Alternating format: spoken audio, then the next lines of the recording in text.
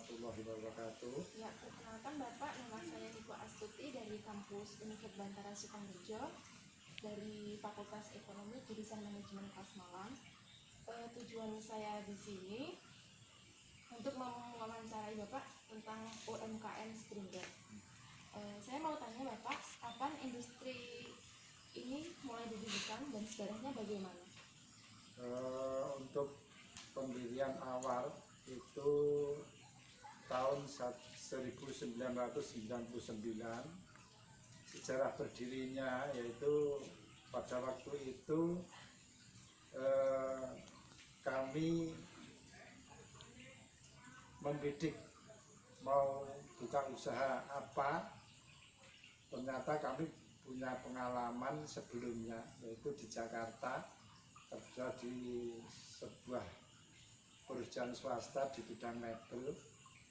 Maka dengan modal awal pengalaman kerja di Jakarta selama 7 tahun itu, kita memberanikan diri untuk membuka usaha mebel di sini, di kampung. Jadi ternyata kita juga tidak mudah dan memang banyak tantangan yang kita hadapi. Itu memang setiap usaha banyak faktor yang atau kendala yang dihadapi setiap UMKM kita, yaitu pertama permodalan, kedua pemasaran. Kalau di daerah sini itu bahan baku saya kira tidak ada masalah, cuma memang kendala utama yaitu permodalan dan pemasaran. Makanya kami juga bagaimana strategi saya untuk bisa berjalan, kita selalu memasarkan produk saya ke kantor-kantor dinas, ke perkumpulan ibu-ibu PKK di tingkat RT wilayah Wonogiri. Ternyata alhamdulillah pada saat ini sudah masih berjalan. Jadi dari tahun 1999 sampai tahun 2022 masih eksis, alhamdulillah. Kalau boleh tahu Bapak, jenis produk apa yang ditawarkan di usaha Bapak? Untuk produk itu yang paling laku yaitu produk spring bed dan kasur busa.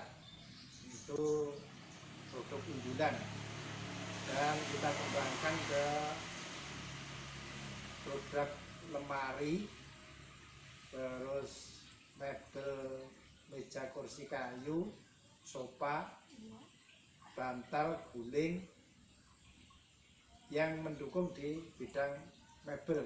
Jadi apabila ada konsumen pesan atau menginginkan produk yang dia minta, kita usahakan untuk kita buatkan. Iya.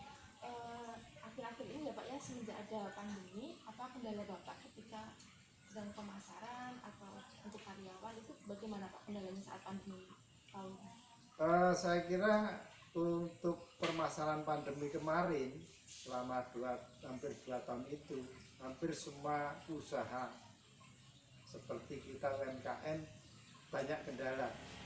Yaitu memang aktivitas masyarakat saja sudah dibatasi, maka kebanyakan pelanggan saya atau konsumen itu adalah perantau. Sedangkan perantau selama 2 tahun tidak boleh pulang kampung, jadi ya untuk penjualan tetap turun. Ya walaupun turun, tapi alhamdulillah di tempat saya itu masih ada pembeli atau konsumen yang datang. Memang per tahun kita hitung kemarin rata-rata itu turunnya sekitar 35%. Jadi memang kalau dikatakan untuk kebutuhan dan operasional, kita memang langsung kita antisipasi. Jadi memang untuk pengendalian anggaran, jadi kita tidak bisa seperti pada waktu tidak ada pandemi, kita punya keinginan apa, punya program apa, langsung bisa kita sikapi. Namun pada waktu pandemi selama 2 tahun ini, ya, kalau tidak begitu penting, memang kita tidak bisa untuk mengakomodir atau merealisasikan. Terus untuk tenaga memang namanya produk sendiri itu tidak stabil, ya kita pekerjakan pada waktu ada pesanan. Ya. Jadi tidak setiap hari masuk. Tidak setiap hari masuk, karena memang produknya saja per tahun itu sudah penurunan 35%. Apakah di perusahaan Bapak ini ada karyawan yang dirumahkan atau dikurangi gitu bagaimana? Kalau untuk karyawan memang kita kurangi, terus karena kita upahnya harian lepas, jadi pada waktu ada pekerjaan, ada pesanan masuk, ya kita bayar kan. Nah, untuk menanggapi permasalahan tersebut, strategi Bapak untuk menghadapi perubahan saat pandemi itu bagaimana, Pak? Ya, kalau kita memang pada waktu itu memang posisi sulit, dalam arti sudah dampak pandemi, bahan baku naik. Namun alhamdulillah kita kan segmen pasar saya kan memang khusus. Jadi yang kita bidik itu adalah ekonomi menengah ke atas. Jadi dengan adanya pandemi, kebanyakan pelanggan saya itu adalah yang secara ekonomi itu sudah mapan semua. Jadi kalau dia punya keinginan untuk membeli produk saya, itu dia tetap datang kan gitu. Jadi cuman dampaknya itu kan karena dibatasi aktivitas itu saja kan gitu. Jadi tidak punya keinginan langsung datang seperti pada waktu belum ada pandemi. Kan pada waktu pandemi kan sebenarnya pengen beli pada bulan ini, tapi kondisi menakutkan, akhirnya mereka tidak datang kan. Jadi selama pandemi ini kendalanya juga banyak ya, Pak ya? Banyak. Dari bapaknya juga, Iya. dari karyawan juga, Iya, dan berdampak.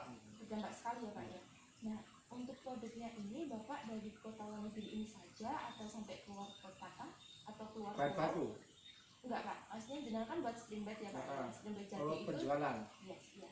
kalau untuk penjualan alhamdulillah kita sudah merambah ke berbagai kota. Seperti yang paling jauh ke arah timur itu Ngawi, Jawa Timur. Jadi sudah keluar pulau ya, Pak? Keluar kota. Terus Jogja. Terus kalau di Solo Raya hampir sudah semua. Klaten, Boyolali, Sragen, Karanganyar, Sukoharjo, Wonogiri, Solo itu ada konsumennya. Jadi yang jauh-jauh itu ya seperti Jeporo, Rembang, itu juga. Itu produknya yang banyak peminatnya itu spring bed, lemari Bed atau sama kasur? kasur Oh, kasur. busa, iya. Bed sama kasur busa. Nanti kasur spon itu memang kita kan produk khusus. Jadi memang produk khusus dalam arti di tempat lain atau pengrajin lain atau di toko lain tidak ada yang produk seperti produk saya. Spesifikasi bahan bakunya, karena konstruksi pirnya itu beda yang dijual di toko. Makanya kita segmen pasarnya beda kan gitu. Walaupun di kota Wonogiri, kota Sukoharjo banyak toko spring bed, kalau sudah tahu di tempat saya, produk saya, mereka tetap kalau butuh tetap ke sini. Karena kita segmen saya itu khusus menengah ke atas. Nah, harganya memang ya sebenarnya terpatnya tidak terlalu banyak, tapi memang kalau orang yang kualitasnya kita bersaing 2 kali lipat lebih bagus. Terima kasih Bapak untuk wawancara UMKM ini. Semoga usaha Bapak di saat pandemi ini bisa berjalan lancar dan bisa beraktivitas seperti biasanya. Terima kasih Bapak. Assalamualaikum warahmatullahi wabarakatuh. Waalaikumsalam warahmatullahi wabarakatuh.